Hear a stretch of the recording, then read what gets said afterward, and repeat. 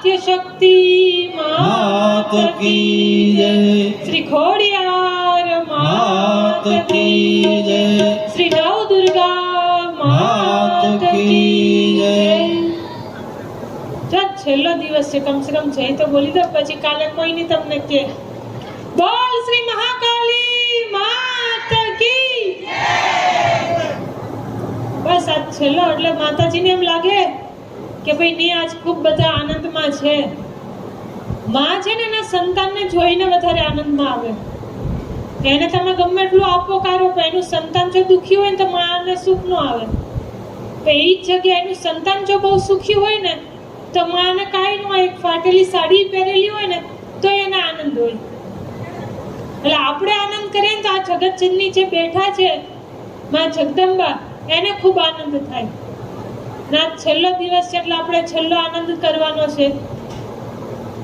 કાલે તો પછી તમે તમારા ઘરે ને અમે અમારા, કાલ પછી અહીંયા કોઈ નહીં હોય, નહીં માનવું હોય કે નહીં વ્યાસપીઠ ને અમે નીકળી જશું કાલ સવારે। તો હા તો આવી જાઓ, આશ્રમ બહુ મોટો છે, માની કૃપા છે આપણે આશ્રમમાં। અહીંયા રહો તો અહીંયા જો આશ્રમ મોટો છે, ત્યાં આવો ને જુનાગઢ તોય આશ્રમ મોટો જ છે, આપણે ચિંતા કાંઈ વાત નથી।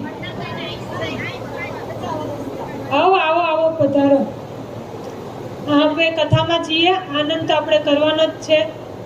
માં જગદંબાએ આશીર્વાદ આપ્યા છે મનુને કે તમે જાઓ સૃષ્ટિનું નિર્માણ કાર્ય કરો, તમારા સૃષ્ટિના કાર્યમાં કોઈ પણ પ્રકારનું વૃદ્ધિ વિઘ્ન નહીં આવે ને હંમેશા વૃદ્ધિ થતી રહેશે।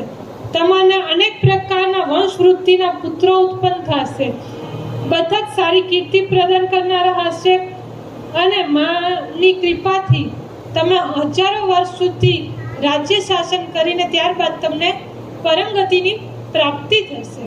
માં આટલા આશીર્વાદ આપીને પોતે વિંધ્યાચળ પર્વત તરફ